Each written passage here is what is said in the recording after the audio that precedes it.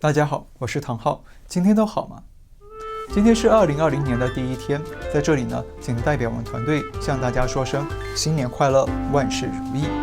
在新年的第一天呢，我们要来跟大家聊一聊台湾的反渗透法。那大家知道，反渗透法呢，在台湾政坛掀起激烈的朝野攻防战，那中共国台办也加入战局，闹得沸沸扬扬。最后呢，在去年的最后一天，反渗透法草案在台湾立法院正式通过了。赞成67人，反对0人，弃权0人，赞成者多数，全案表决通过。决议反渗透法草案修正通过。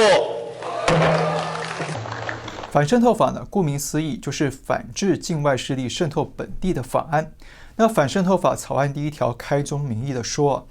为防范境外敌对势力之渗透干预，确保国家安全及社会安定，维护中华民国主权及自由民主宪政秩序，特制定本法。那么，谁是境外敌对势力呢？理论上说，任何国家都有可能。但是呢，目前放眼全世界，唯一真正对中华民国主权构成威胁，把台湾视为敌人，并且不断通过各种手段来恐吓、威胁、收买或打压台湾的境外势力呢，大概只有中共了。那请注意哦，是中共政权，不是中国人民。中国不等于中共。那事实上呢，类似的防止境外势力渗透的法案，近年来也在西方国家相继的推出，包括美国、澳洲、新西兰，也就是纽西兰，还有加拿大等国家呢，都制定了相关法案或者修订旧法规，来加强对外国势力的介入与渗透。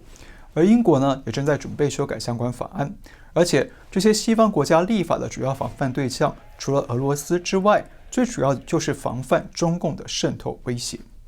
台湾社会为了防范中共渗透，原本打算效仿美国推出中共代理人法案，但是呢，由于许多政党与立法委员纷纷推出自己的版本，最后呢，由于分歧太多、争议太大，不容易达成共识。最后呢，民进党团在11月25号推出了内容相对简易的反渗透法草案，那全文呢才不到1000个字。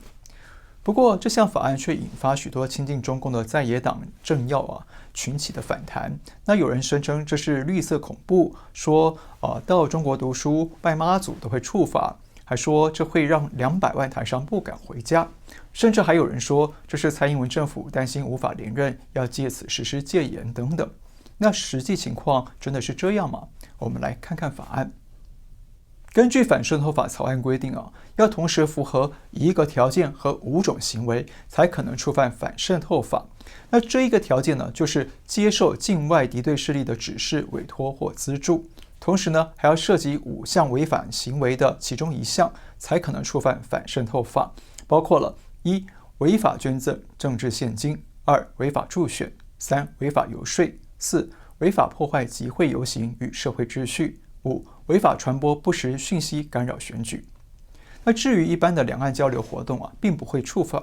因此呢，在中国大陆的台商、台湾学生、台湾老师或者台商干部等等的正常生活和工作其实不会受到影响。如果你还是觉得听不太懂，不妨把这个法案想成是防范中共对台湾的置入性行销，也就是植入式广告。植入性行销呢，在台湾新闻业界普遍叫做业配，也就是业务配合的宣传式报道。就是呢，广告主或者企业付钱给新闻媒体，要媒体做出正面的宣传报道来吹捧他们的产品。那中共的统战渗透呢，就是类似的逻辑。他们付钱下订单给一些亲共的政党、政客、媒体或者企业，然后呢，要他们在台湾宣传中共的好，宣传祖国的好，帮中共呢招揽更多的台湾民众或者民间团体接近中共，相信中共，从而扩大中共在台湾的舆论阵地和政商力量。但是你看了业配报道去买产品，如果产品不好，还可以退货，或至少呢可以在网络上揭露，避免呢更多人上当受害。但是呢，如果很多台湾民众接受了中共的业配，最后让台湾走向1国2制，或者被中共并吞，那2300万人民的自由、民主、人权就都回不去了。所以某种程度来说，反渗透法呢，就是阻止中共通过置入性行销全面入侵台湾的一道防火墙。刚刚提到过，一个人要接受了中共当局或旗下相关组织的指示、委托或者资助呢，然后在台湾进行违法行为，才可能触犯反渗透法。那最重要的是司法单位呢还得找到明确的证据，证明当事人确实有所谓的一个条件和5种行为，才能起诉。然而，由于中共多年来对台湾统战已经做到了相当隐秘的地步，那台湾司法单位要查出一枪毙命的证据并不容易。那再加上中共指示、委托或资助的发生地点呢，几乎都是在中国境内，所以除非有内幕知情人士拿出证据来具体检举，否则呢，台湾司法单位的举证难度其实相当高，要真正起诉成功并不容易。再加上台湾向来重视自由、民主、人权、法治等等普世价值，那媒体呢与公众舆论的监督力量还可以起到相当程度的作用。因此呢，要通过反渗透法来滥权抓捕，在实务上其实有一定的难度。像同样被中共渗透严重的澳洲从去年实施类似的间谍与外国干预法以来，只有2起案例引用了这项法案，但是呢，最后都没有起诉成功，也没有传出侵犯人权的争议。所以说，反渗透法的通过应该是防守大于进攻，象征性的吓阻作用大于实质性的追击作用。那对于绝大多数往来中国大陆的台商、台干或者学生、老师等等呢，只要没有与中共方面有不正当的往来，其实没有太大的影响。听到这里呢，相信大家应该对反渗透法有了基本的认识。那么接下来我们要带大家来看这次反渗透法的攻防战有3项疑点值得关注。疑点1，中共吹号大举介入，朝野攻防异常激烈。反渗透法推出之后，随即传出中共方面极力的反对。那国台办主任刘结一在25号与全国台协会长举行座谈之后，那就有多位台商领袖随即表态反对反渗透法。那在野阵营呢与多位政要也随即全力炮轰这项法案。那中共一声令下，大批台湾政客与媒体呢纷纷加入战局，联手围剿反渗透法，让台湾民众呢真实目睹了中共对台湾渗透的深入与广泛程度。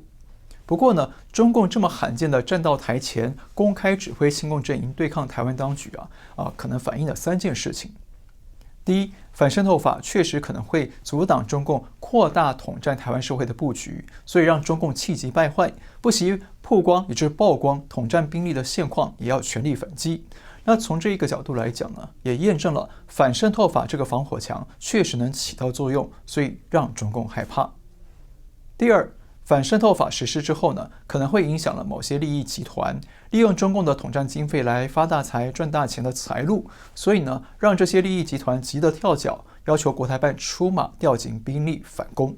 第三，中共如此大张旗鼓的在台湾攻击反渗透法，激化蓝绿对弈、朝野冲突，或许呢是要刺激泛蓝阵营选民对台湾当局的不满情绪，来促使他们归队投票，提高投票率，把总统票呢集中投给某位特定候选人，同时呢，也把政党票集中投给某大在野党，借此呢，与执政党做最后的较量。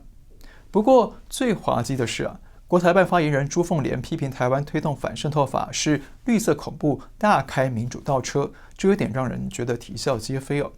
我们知道，1989年，中共曾经开着坦克车在天安门广场碾压中国的民主希望。那如今为什么中共如此气急败坏地关心起台湾的民主是否良好？那这是中共体恤台湾民主得来不易呢，还是猫哭耗子假慈悲呢？疑点2，泛蓝阵营全力批评，最后未投反对票。虽然泛蓝阵营全力反对反渗透法，但最后立法院的投票结果却是67票赞成，0票反对，也就是说，泛蓝阵营没有人投下反对票，有点不寻常。那为什么会这样呢？先来看一项数据根据两岸政策协会31号公布的最新民调显示，对于反渗透法呢，台湾民众有 49.2% 赞成通过，只有 27.7% 不赞成。所以这似乎意味着有不少政治人物呢，虽然背后遭遇中共的压力，但是呢，心里其实也同样考虑着民心向背，不会随着中共的意志而轻举妄动。那再从另一个角度来讲，这也凸显出台湾拥有自由体制的可贵。那如果台湾人民失去自由与普遍选举的权利，那么不管哪个党派的政治人物，就有可能会为所欲为、一意孤行，缺乏民意的监督与制衡，让政党的意志呢凌驾于人民的意志之上，变成像中共一样的党国专政体制。疑点3：区块链媒体突然撤出台湾。12月初创立于台湾的新媒体平台大师链才高调宣布进驻北京，还邀请到连政等人出席站台。但是31号反渗透法一通过之后，大师链便宣布暂时放弃台湾市场。那大师链声称是台湾的网络媒体，但是呢，它却能够进驻北京的东长安街，被外界质疑背景并不单纯。那再加上大师链想要通过区块链技术，向台湾的作家、写手或专家呢提供虚拟货币大师币来作为报酬，而大师币呢可以在中国的网络平台上用来兑换商品，也因此被质疑中共是不是想要借由这个新科技媒体平台作为收买台湾、统战台湾的谍报新渠道。现在呢，反渗透法一通过，大师链立即宣布退出台湾市场，似乎坐实了这项推测。那也说明反渗透法确实可能起到一定的防护作用，同时呢，也揭穿了中共渗透台湾的新形态战术。虽然反渗透法已经立法通过，但接下来随着投票日的逼近仍然会有后续的攻防战，或者开辟更多的新战场。所以呢，面对这一场中共严重渗透的选战我们还要提醒大家5个观战重点。重点1：略过台前党派之争，聚焦幕后中共操控。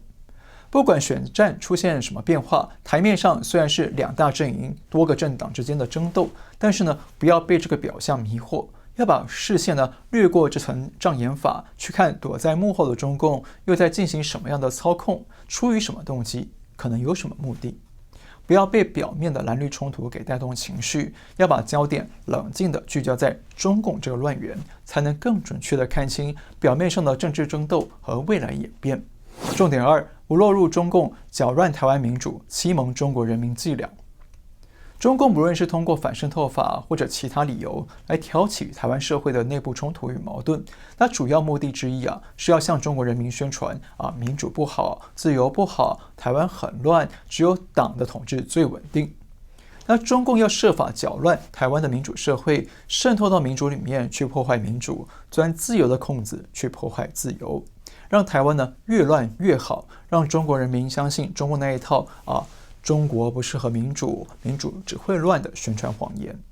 所以只要台湾人民越能够不动心，越能够平和理性，就越能让中共感到恐惧与无奈。重点3：不落入中共划分敌我、群众内斗陷阱。划分敌我、挑动群众斗群众，是中共最拿手的政治凶器。那中共利用台湾的红色代理人大肆炒作反渗透法，是刻意要切割台湾社会，划出一部分群众对另一部分群众不满、冲突与对立，从而制造内斗，让台湾陷入纷乱。那只要台湾越乱，中共就越有机会进行渗透、见缝插针，各个击破，从而加速中共对台湾的统战控制。所以一定要留意中共的斗争陷阱。